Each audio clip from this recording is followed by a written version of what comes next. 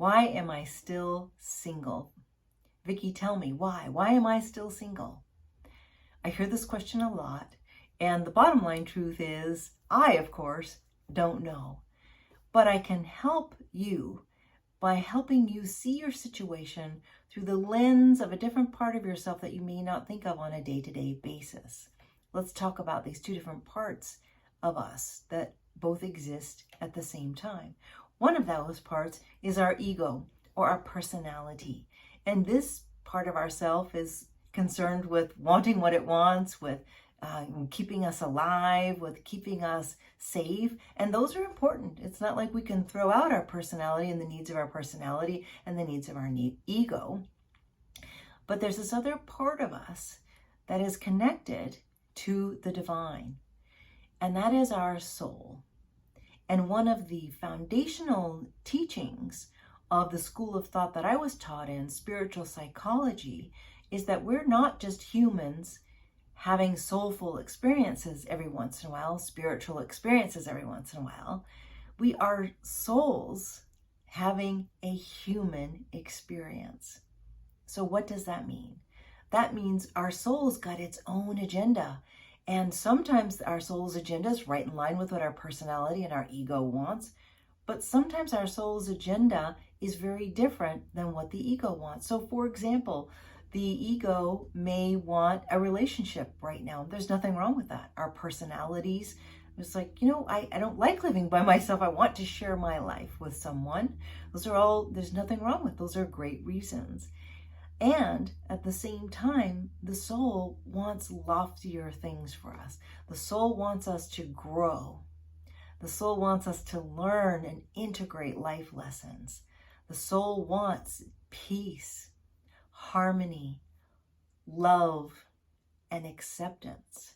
So sometimes the reason our soulmate hasn't shown up yet is that we have articulated, maybe on a piece of paper, maybe in our prayers to the divine, that we want a particular kind of relationship. So we're not going to get that relationship until we're prepared for it. So I know it's not extremely comforting to know that you really want something and you still have more work to do.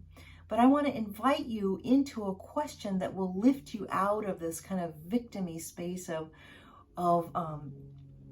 why am I still single? And that is a new question, a new way of partnering with your soul. And that is this question: what would I do in this situation if I completely trusted the divine? What would I do in this situation if I completely trusted my soul's agenda? When I ask people this in a coaching session, I'll tell you what happens over and over again. People will come in, they are frustrated about something, they're not clear, they're all bogged down. One really common question that I've dealt with a lot with people are they're in relationships that aren't quite right for them, and they know on some level that relationship's not right for them. And the level that they know that is usually at the soul level. But the personality doesn't want to let go of this person. The personality, the ego, is afraid there won't be something better. So one of the biggest shifts that people make when they drop in and I ask this question, what would you do if you completely trusted the divine? It's immediate. They never hesitate. They're like, I would leave him. Oh, I would go off the dating apps. Oh, I would go on the dating apps.